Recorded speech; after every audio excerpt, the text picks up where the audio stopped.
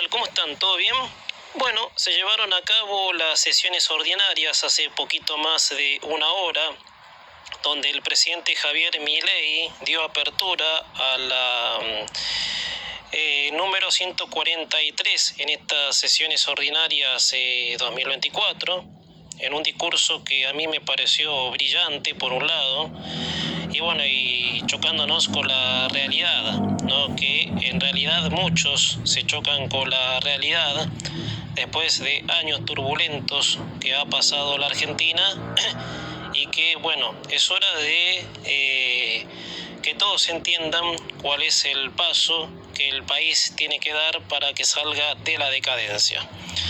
Bueno, te decía, el discurso me pareció brillante en cuanto a cómo el presidente pinta la realidad nacional, en lo económico, en lo político, sí, que hubo anuncios muy importantes de los cuales hay que tenerlos en cuenta a partir de ahora, y lo que será mismo, sí, el gobierno del presidente Javier Milei.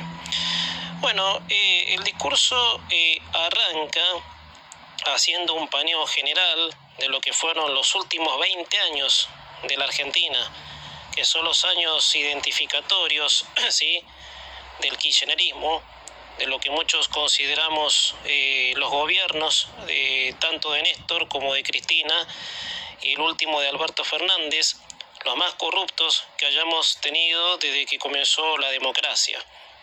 Yo me animaría a decir los únicos tres, ¿sí?, que fueron malos, perversos, corruptos, fueron los tres de Néstor, los dos de Cristina y el de Alberto Fernández, que fueron 4 periodos kirchneristas que complementan 20 años de decadencia, de cercenar las libertades, de robar el tesoro público, de avalar a los delincuentes. Hubo un pasaje allí donde el presidente habló de la delincuencia, obviamente, en estos últimos 20 años. Bueno, voy a analizar unos puntos, ¿no?, de los cuales tomé nota para, acercar mi análisis, ¿sí?, al momento en que la Argentina ahora empieza el gobierno de Milei. Toda sesión ordinaria, ¿sí?, más allá de que, los gobiernos que estén todos los años la hacen, pero esta, por ser la primera del gobierno de Javier Milei, para hoy, para muchos, ¿sí?, para todos casi, empieza hoy el gobierno de Milei. Durante los 2 meses, sí, que se anduvieron discutiendo las reformas, que el Congreso rechazó la ley ómnibus, era obviamente como un modo de logística, obviamente, para poner este nombre. Te decía, vamos a analizar uno de los puntos, obviamente, de este discurso, sí, que duró poquito más de una hora.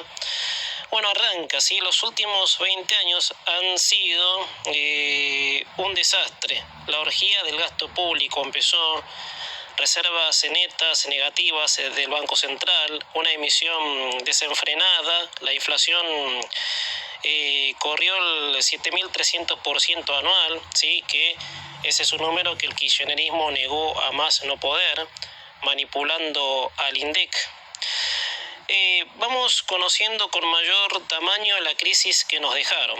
Dado es así, en este punto me quiero referir, porque no es solo la ley ómnibus, sí, que fue, una lucha en estos primeros 80 días, 87 exactamente días de que Milei es presidente, que fue una lucha ardua entre el partidismo, entre jerarcas que quieren seguir, disfrutando de privilegios, obviamente, que el propio presidente, quiere terminar.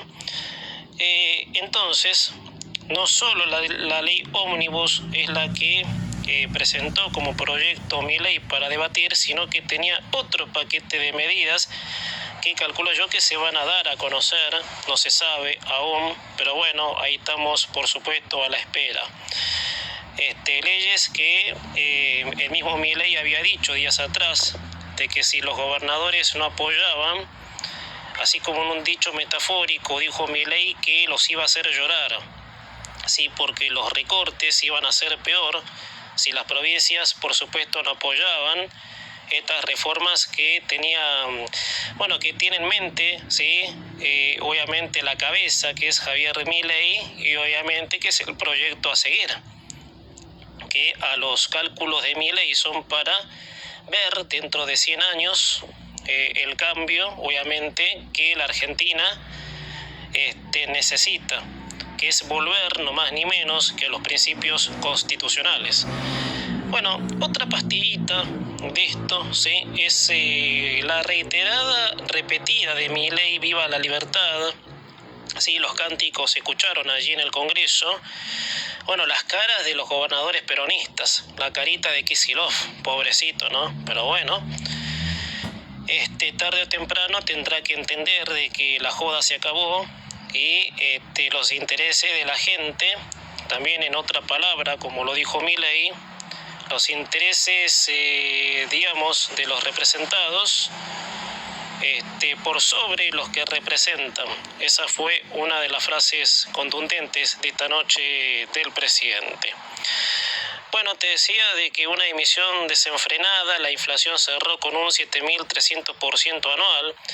Bueno, la inflación es un tema que viene, afectando mucho, y ahora que estamos en procesos de ajuste, de cambios, de recortar el gasto público, es, cuestión de esperar los efectos, ¿sí? Porque esto de un día para el otro no se iba a solucionar, y eso por supuesto es obvio.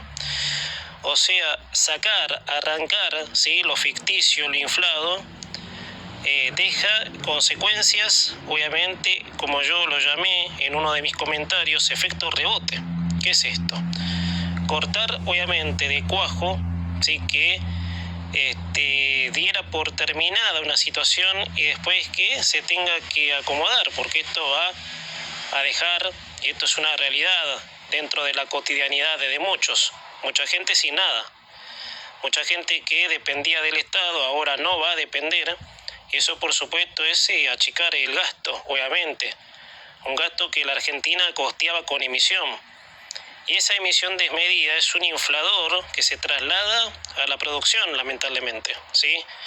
O sea, vos mientras emitas más sin respaldo, lo único que queda en el sistema financiero son billetes sin respaldo, lo cual dentro del sistema, que es uno solo, y esto muchas veces lo he dicho, tiene que funcionar, ¿sí? Porque no podés tener dos sistemas, O sea, uno obviamente inflacionario, que se separen de los billetes inventados y de los billetes genuinos, no se podría.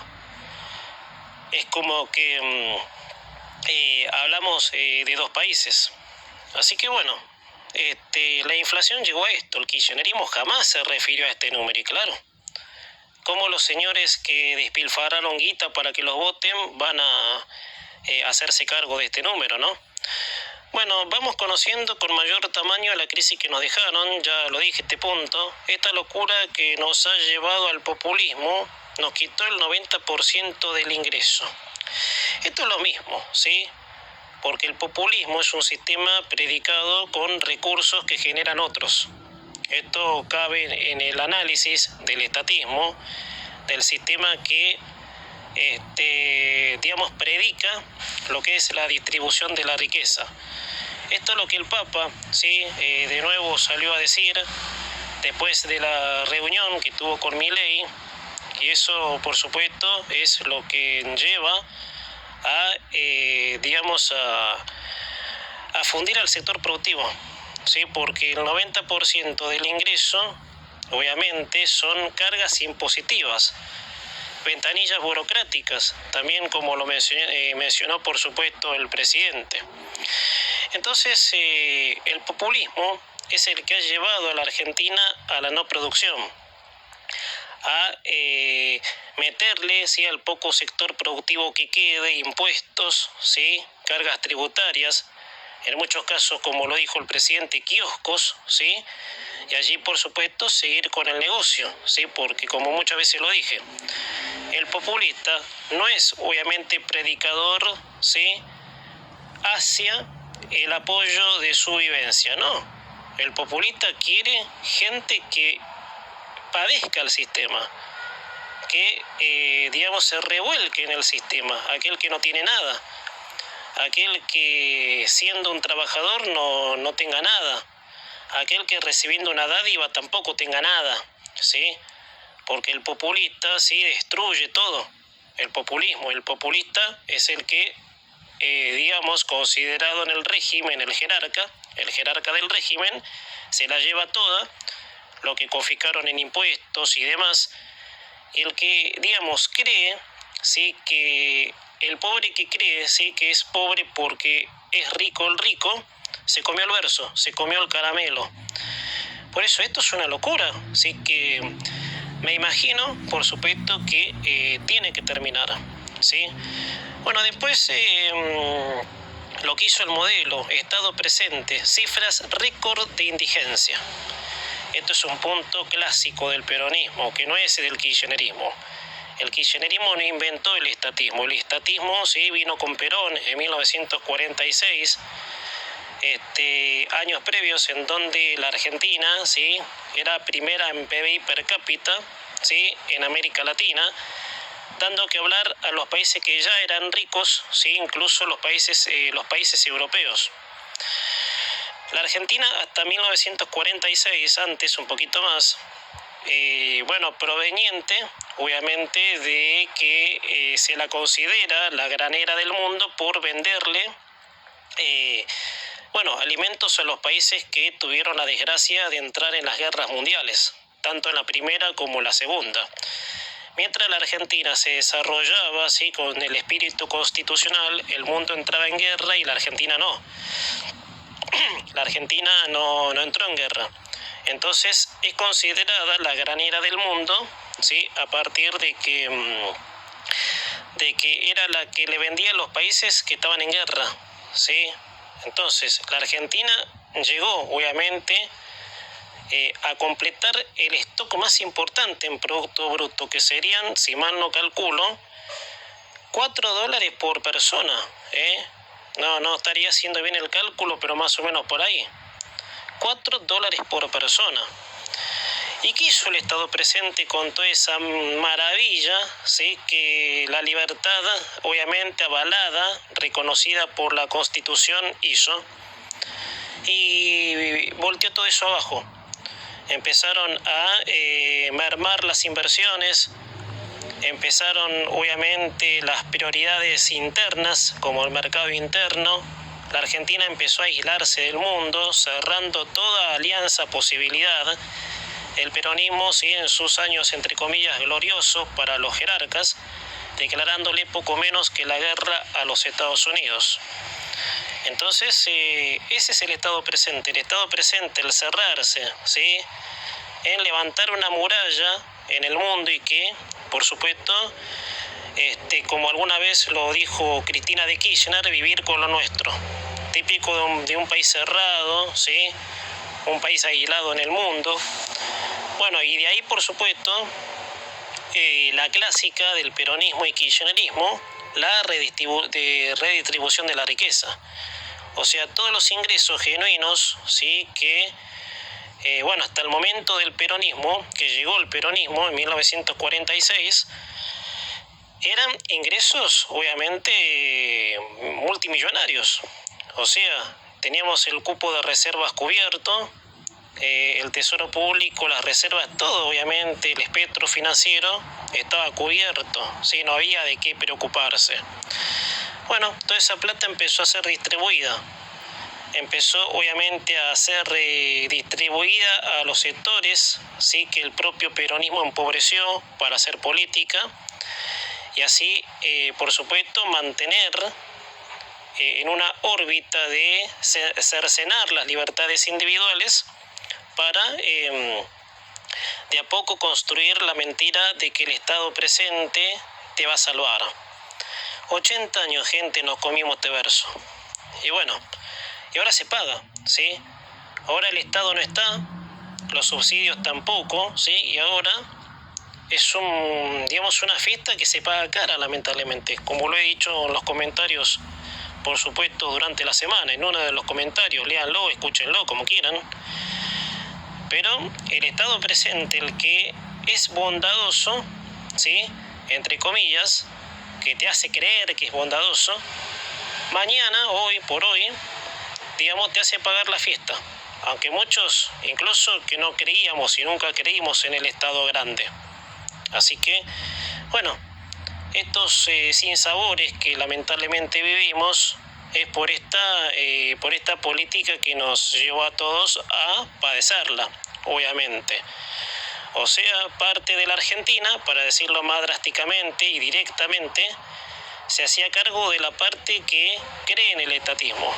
Entonces ahí teníamos planeros, gente que vivía sin trabajar, jubilaciones obviamente sin aportes que el gobierno ha regalado, los gobiernos kirchneristas, con tal de que los voten, obviamente. Bueno, por otra parte, ¿sí?, el estado presente ya está, una sociedad donde el empleo formal está congelado. Claro, con este sistema burocrático, con un sistema que no te permite trabajar, con un sistema que tenés que pasar por cientos de sellos burocráticos, o sea, el que tiene la mínima esperanza de tener, qué sé yo, su emprendimiento, su negocio, su empresa, ese es el que con el sistema va a salir perdiendo.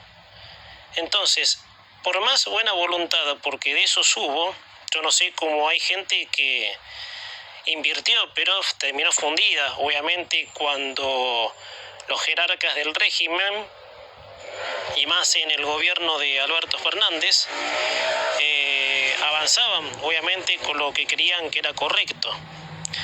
Entonces, el empleo formal, que ha caído drásticamente en la Argentina durante los 20 años del kirchnerismo, mucha gente que tenía que subsistir igual, ¿no?, porque la inflación, todo el contraste de la crisis estaba. Entonces, toda esa gente, por más que tuviera empleados en negro, gente que no tenía nada registrado, y claro, fíjate las cargas sociales. Las cargas sociales son un desastre. ¿Y dónde van, las cargas sociales? A los sindicatos. Otro de los que la verdad ahí sí que Milei se quedó corto, que habló también en uno de los pasajes sobre hacer de que los sindicatos sean a elecciones libres bajo la lupa de la justicia electoral. Yo digo, ¿hace falta sindicatos? ¿Para qué sirven los sindicatos? Eso es lo que yo siempre me pregunté. Que durante años se decía de que defendía al trabajador, por eso los gobiernos peronistas hacían leyes laborales que prohibían todo, beneficiando a los sindicatos, por supuesto. A ver, te voy a explicar cómo es esto para que se entienda mejor. Una ley laboral, sí, que propone trabas, sí, someter a muchas regulaciones al empleador para que el empleado, entre comillas, sea el beneficiado. Allí empezaron a aparecer los juicios laborales, que millones de empresas en Argentina por los juicios laborales han quebrado, obviamente. Entonces, una sociedad, obviamente, ¿sí?, como te estoy diciendo, con este rango estatista, ¿sí?, con este rango, obviamente, que sobreprotege los derechos de jerarcas, de los mismos jerarcas, ha llevado a la informalidad del empleo, obviamente. Porque el empleador, el que tiene la peregrina idea de hacer algo, resulta de que está inhibido por todas las trabas que existen, de buscar caminos exitosos para los jerarcas del régimen, que son sindicatos, gobiernos peronistas, para decirlo así.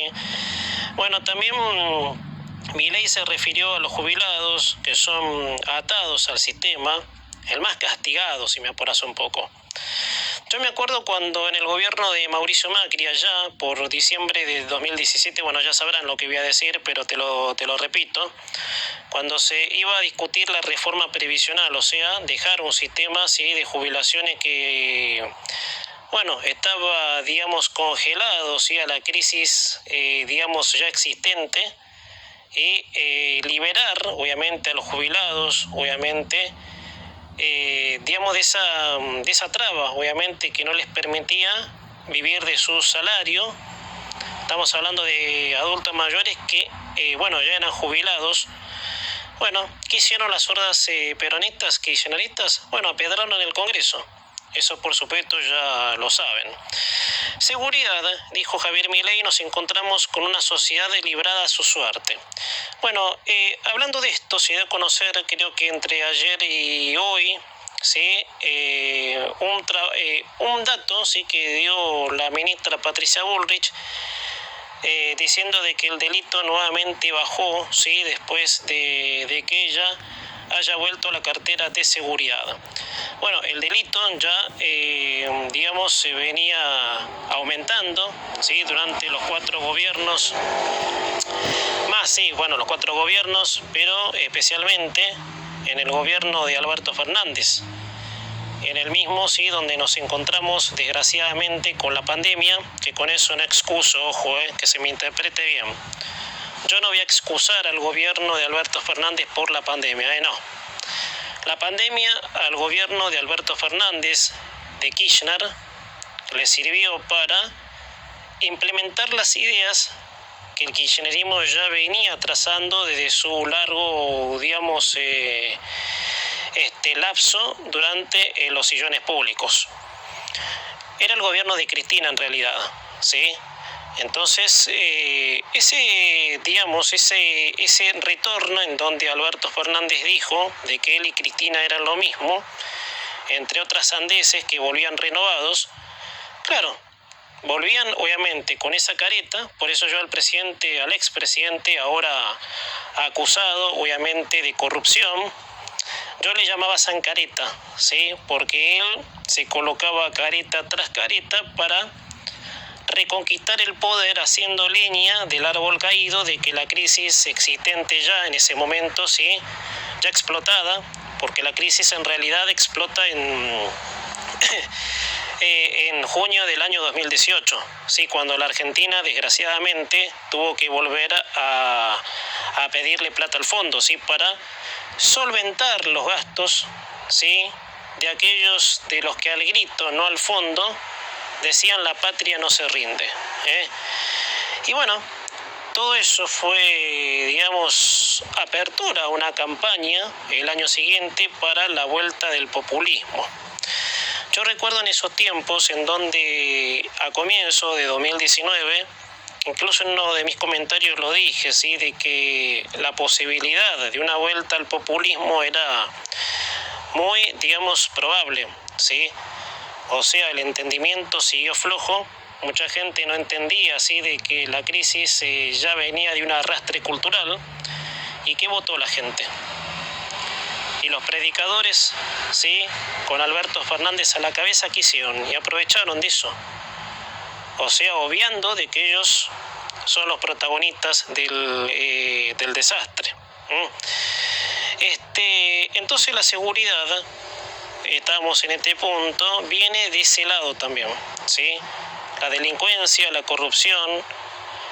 En el gobierno de Alberto Fernández, ¿no?, desde que con la excusa de la pandemia paró el país, los delitos, ¿sí?, tanto, sí, delitos cibernéticos, robos a mano armada, crecieron, obviamente, se incrementaron. Luego del periodo de Mauricio Macri, donde la inseguridad obviamente había bajado el 70%.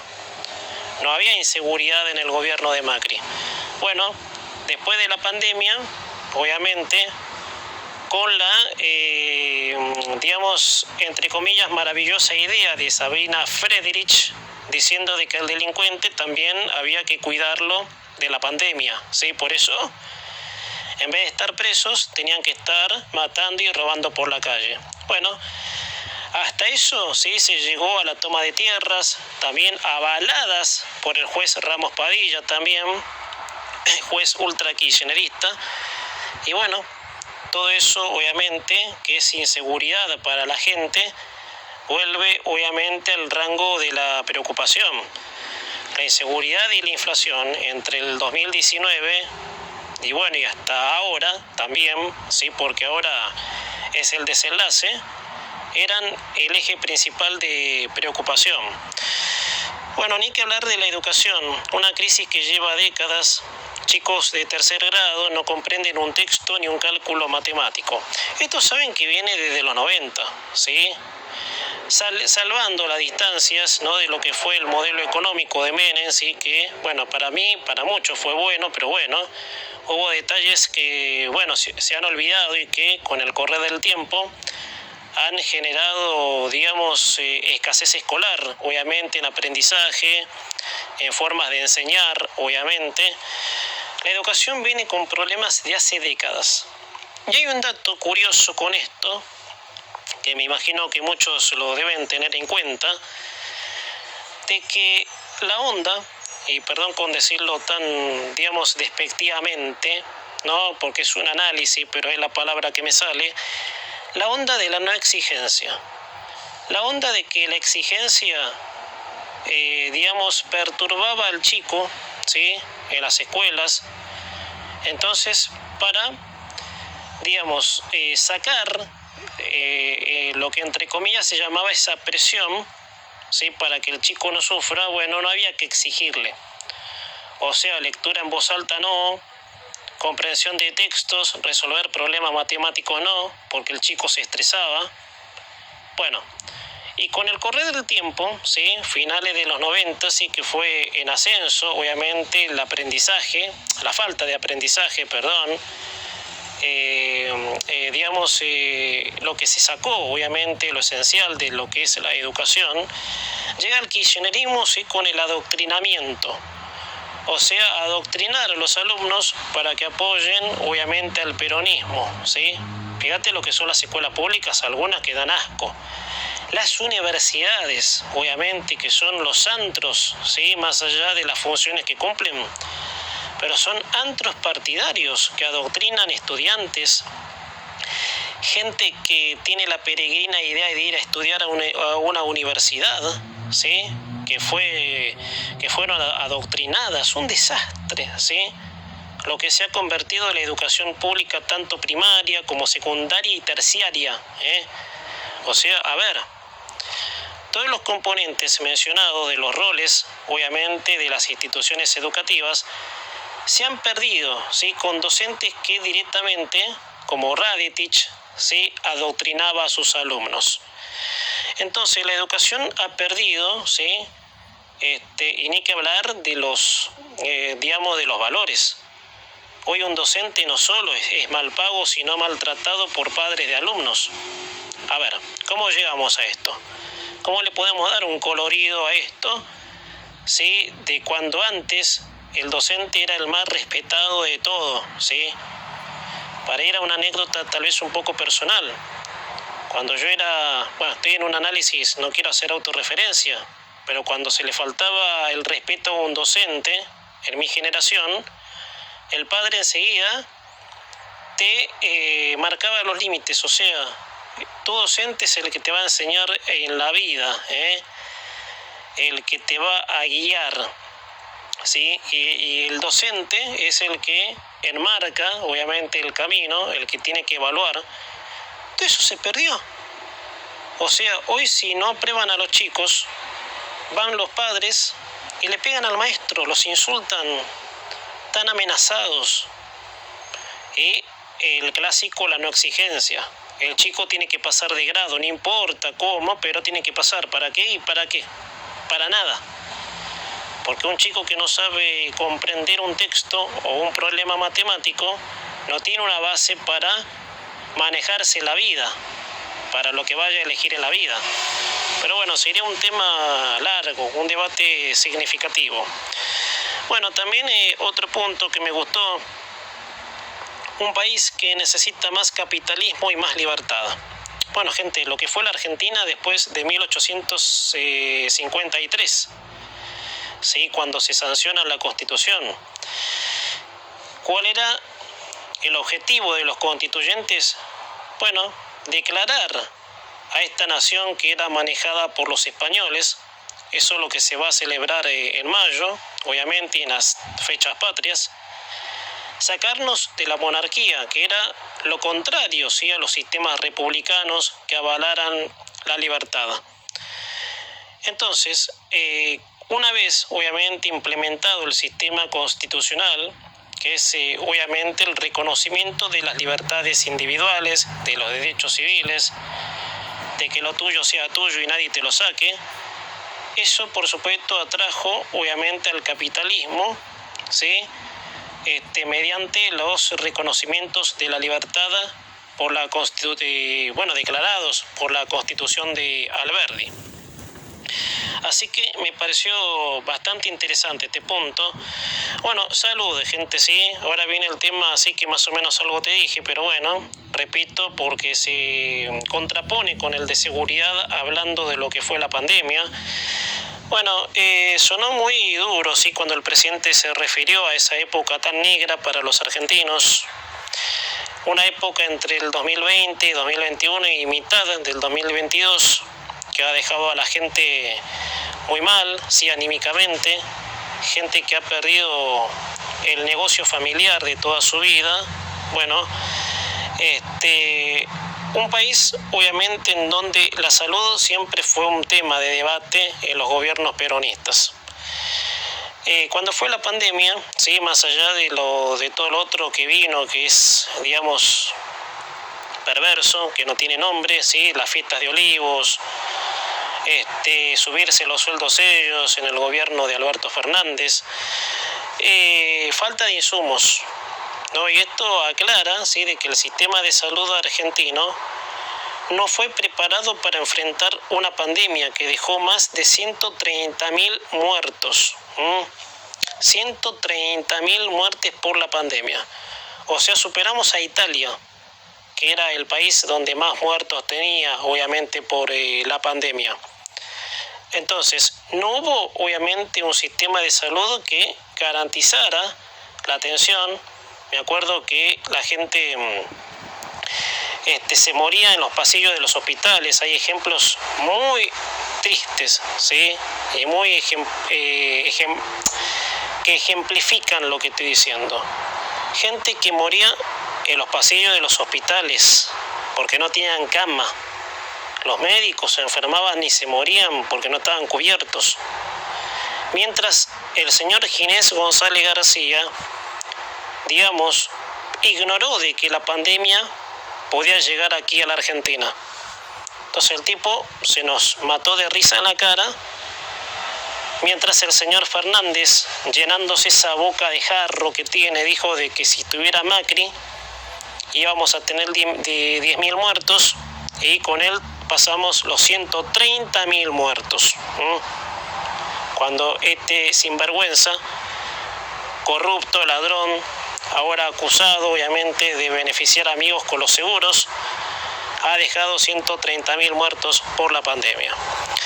Bueno, esta debacle nacional nos está llevando, sí, digamos, al no retorno. Es otra de las palabras que dijo Javier Milei. Uno de los países que tenía el PBI más alto de la historia, sí, también dijo Javier Milei, ha caído obviamente rotundamente por el sistema actual que estamos viviendo. Después, nada nuevo se puede esperar del Estado. Es una frase que Milei, bueno, no me acuerdo, ¿sí?, de quién la extrajo, pero la dijo. Bueno, gente, es el precio, ¿sí?, hablando de esto, que más o menos en otro punto te lo dije, es el precio que tenemos que pagar ahora, ¿sí?, de gente que creyó que el Estado hacía, digamos, grandes cosas, cuando no es así. El estado presente es digamos, el crecimiento de los bolsillos de los jerarcas. Y yo puse muchos ejemplos con esto porque cuando el jerarca del régimen, ¿sí?, te pinta de una cosa algo, y ese obviamente que no se anima a desafiarse por sí mismo lo termina creyendo, bueno, a la larga obviamente eso es otro, digamos, otra mentira que se termina cayendo, porque por algo también ganó la presidencia Javier Milei. Bueno, a mayor estado presente, más despilfarro y nada de bienestar. Es lo que venimos hablando, gente, ¿sí? Un Estado grande no es nada. Un Estado grande son ventanillas burocráticas, jerarcas que disfrutan de los privilegios que un trabajador honrado no puede por las cargas tributarias que tiene, mientras las grandes tortas que se llevan las reparten en migajas, ¿sí?, de lo que son sus seguidores, y ellos se quedan con la grande, obviamente, sí, con las grandes tajadas, los jerarcas del régimen. Y los sindicalistas, sí, que entregan a sus trabajadores. El sindicalista es lo peor, y esto obviamente es muy justo decirlo. El sindicalista es lo peor que hay, sí, pero bueno, Milei en un punto estuvo flojo cuando dijo de que va a pasar a la justicia electoral elegir a los sindicatos, obviamente, y no exterminarlos. El sindicato siempre fue caratulado, ¿sí?, de defender al trabajador. Eso es otra mentira, que fue comprada, ¿sí?, durante muchísimos años. Ustedes saben de que la historia de los sindicatos viene con Perón. Perón, antes de ser presidente, ¿sí?, en 1946, antes, creo que en el 43, 42, bueno, no me acuerdo ahora, fue el que creó los sindicatos, ¿sí? O sea, de que observaba, ¿sí?, de que los empleados, obviamente, de lo que en aquella época tal vez le decían los terratenientes, si eran esclavos, toda una mentira eso, pero bueno, no me voy a meter en esa hora porque sería irme a otro punto, sí, que no tiene que ver. Bueno, Perón, digamos que era ministro de Trabajo, ¿sí?, en ese entonces, fue el creador de los sindicatos. Bueno, y son, digamos, hordas, ¿sí?, privilegiadas, mafiosos, ¿sí?, que no permiten al sector privado producir, ¿sí? Son los que impulsaron a reformas laborales que trababan toda la producción, obviamente. Bueno, ahí estuvo flojo Milei porque primero, ¿qué significa un sindicato? ¿Sí? ¿Para qué sirve? Obviamente eso también hay que tenerlo en cuenta. Bueno, después otras perspectivas, digamos, más de lo que tiene que ver con su partido. Le pedimos el voto a la gente, pero no para que nos dé el poder a nosotros. Bueno, eliminamos agencias como el INADI, van a cerrar más agencias, obviamente. Telam, anunció el presidente de que Telam se cerraría. Bueno, hablando de esto, sí, ha, digamos, traído mucha polémica el tema del cierre del INADI. El INADI era un organismo, sí, que dirigía en su momento Victoria Donda, en donde, bueno, se amparaban a las personas que eran discriminadas. Bueno, también miles de ñoquis, obviamente, un organismo que no servía para nada, porque los temas de diferencia social se siguen viendo, lamentablemente, que eso ya, diría yo, que es un tema de educación más que nada. Bueno, redujimos a las provincias, el Estado Nacional gastó millones de pesos. Bueno, son los recortes de lo que hoy chillan los gobernadores, obviamente empezando, ¿sí?, con Ignacio Torres, el gobernador de Chubut, que ha demostrado su descontento con eso, obviamente. Bueno, los recortes, obviamente, que hizo Milei no fueron los coparticipables. Ojo al piojo con esto, no. Los recortes tienen que ver con los gastos desmedidos que hacían las provincias. No hay que confundir, y también lo dije en mis comentarios, coparticipación, federalismo, sí, con, digamos, bancar agujeros fiscales de las provincias. Eso hay que tenerlo en cuenta. Devolverle la libertad a los argentinos y no cercenarlos. Que el argentino decida de su vida, viajar, ahorrar, que no tenga impuesto a la hora de hacer, qué sé yo, sacar un crédito, ¿sí?, para poner un ejemplo. Que el argentino que tenga la peregrina idea de poner algo propio, que no tenga que pasar por las ventanillas burocráticas con el sello del permiso, la ficha, la planilla de la FIP, de la DGI, todo eso, obviamente, sí, que es no dejar a la gente trabajar, ¿sí?, y someterla a regulaciones que terminan asfixiando y, en definitiva, digamos, esa producción que debería ser un granito de arena para, digamos, la integridad económica, termina siendo una traba, obviamente. Entonces, el empresario, el pequeño y mediano empresario dice, no, yo tengo 50 ventanillas burocráticas, me voy. Bueno, modernizar el sistema laboral, algo de lo que hablábamos antes, el sistema laboral es el más antiguo que tenemos. Derechos laborales, obviamente, amparados por una justicia laboral incluso, ¿sí? Que era la que se interpuso, ¿sí? Me acuerdo en enero, cuando se estaba hablando de la ley ómnibus, ¿sí? La que se interpuso, la que pegó el grito en el cielo cuando Milei quería derogar todas esas leyes que son prohibitivas, que traban, obviamente. Bueno, más o menos ahora viniendo, sí, dijo, estamos enviando un paquete de ley anti-K. Esto corresponde en sacar los privilegios, sí, a los políticos, jubilaciones de privilegios. Bueno, asesores de los políticos. Saben que hoy en día, hasta el momento, un senador, esto va por todos, acá no hay partidismos, un senador y un diputado, 60 asesores, sí, me escuchó bien, 60 asesores cada uno. ¿Cómo es esto? O sea, ¿a quién, digamos, le conviene y perjudica de que un político tenga 60 asesores con coches de privilegios, comiendo de lo mejor, mientras hay chicos que revuelven la basura? Entonces, es una cuestión de lógica y una cuestión de sentido común, analizarlo desde esa perspectiva. Bueno, terminar con imponerle a la gente, también lo hablamos. Esta sí, gente, me encantó. Escuchen, los condenados por corrupción no podrán presentarse a elecciones. ¿Saben lo que es esto? Esto es cortar de cuajo, obviamente, políticos corruptos como los kirchneristas. Bueno, tenemos al grano de Kicillof en la provincia de Buenos Aires. Pero si esto empieza a correr desde ahora, gente, se terminaron los políticos condenados por corrupción, lo cual ni Massa, ni Kicillof a futuro, ni De Vido, ni Sergio Massa, ninguno de estos podrá presentarse.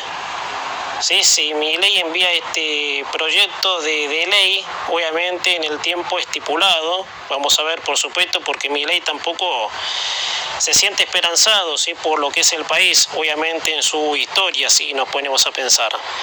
Pero, ¿sabes, gente? Para mí fue música para mis oídos, ¿sí? Los condenados por corrupción no podrán presentarse a elecciones. Reducirán los contratos para los asesores de diputados y senadores. Bueno, te decía, esto tiene que ver con los privilegios. Eliminaremos el financiamiento del fútbol. Cada partido debe solventarse con aportes voluntarios, cada club, obviamente. Bueno, lo cual esto ya había ocurrido con Fútbol para Todos, ¿no?, que fue levantado, obviamente, en el gobierno de Mauricio Macri.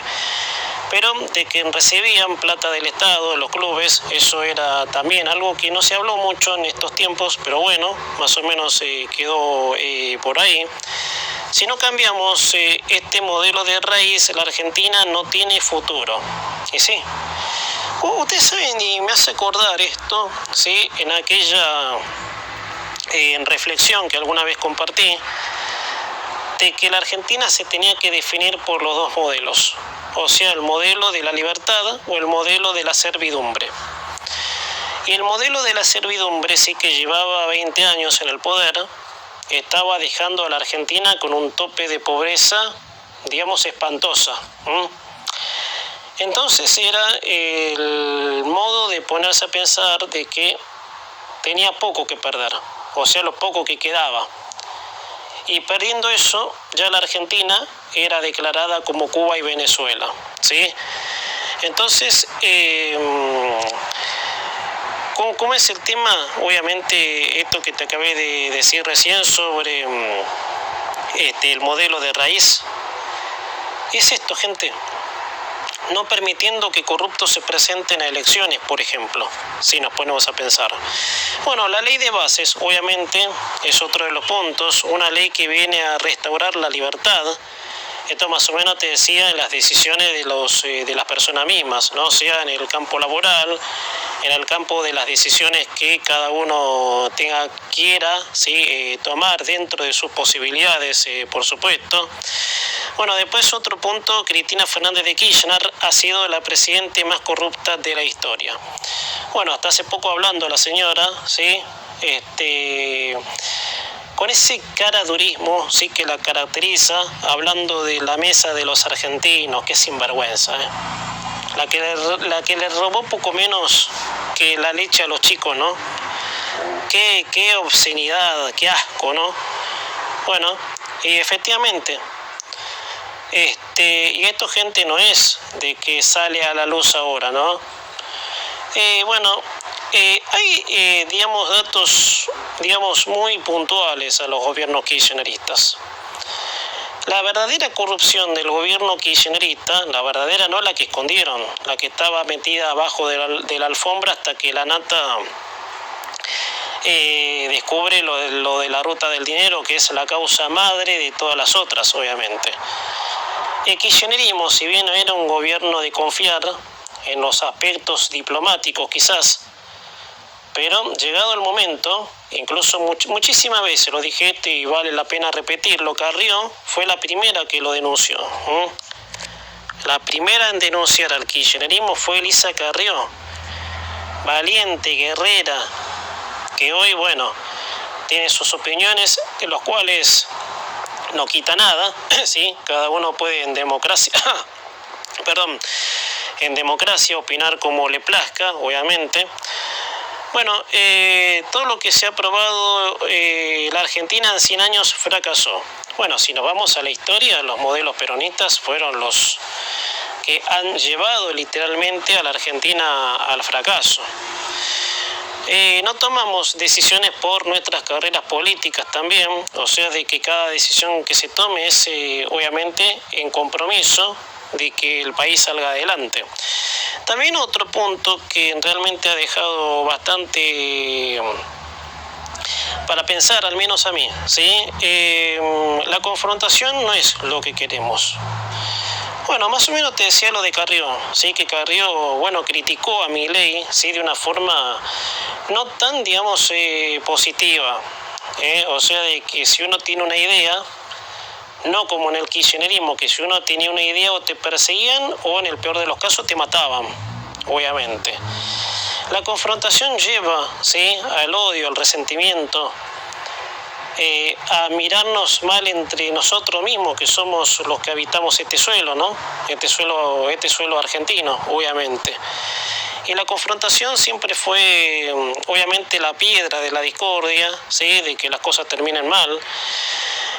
Abrazar para siempre las ideas de la libertad, ¿sí? Eso más o menos complementa lo que dije antes, la reducción del gasto público. Rediscutir la coparticipación de impuestos, ese es otro punto, ¿sí? Que hay que alinear, obviamente, las condiciones de que un impuesto no sea, obviamente, la asfixia para el que produce, que eso también, por supuesto, tiene su larga data. Por último, sí, apertura de comercio internacional, o sea, que la Argentina sea competitiva. Los países competitivos, los países que se abren, obviamente, al mundo, sí, que se integran a los mercados mundiales, son los países que demuestran, sí, que pueden competir y hacerse más ricos. La Argentina fue sacado de esto por el falso patriotismo del mercado interno, que es lo que ha dejado a la Argentina fuera de todo, si nos ponemos a pensar. Un país cerrado es un país que le va a costar producir, ¿sí? Porque hay cosas, obviamente, que nosotros podemos vender, exportar, obviamente, como carnes, otros productos, ¿sí? Porque por esa apertura al comercio internacional, la Argentina, como lo dije antes, fue primera en PBI per cápita, obviamente por los constantes ingresos de divisas, obviamente, que generaba esa apertura. Bueno, el peronismo se encargó de diluirla, obviamente, apostando al mercado interno, a cerrarse al mundo, ¿sí? A no permitir que la Argentina compitiera. Bueno, me pareció un discurso bueno, muy, digamos, detallado a lo que estamos, a lo que no dejamos de hablar durante estas semanas, obviamente, que son 87 días, calculó el presidente desde que asumió, y que el compromiso, gente, esto es lo importante, ¿no? Y con esto termino. El compromiso de todos tenemos que poner algo para que este país finalmente se convierta en un territorio exitoso, que no le teme a la competencia, que está dispuesta a jugarse, a ser un país bravo, no bravucón, a ser un país que disfrute del perfume de la libertad, viendo cómo otros países lograron lo mismo, sin comparaciones, claro, pero siempre con la convicción, con el esfuerzo y por supuesto más que nada el entendimiento.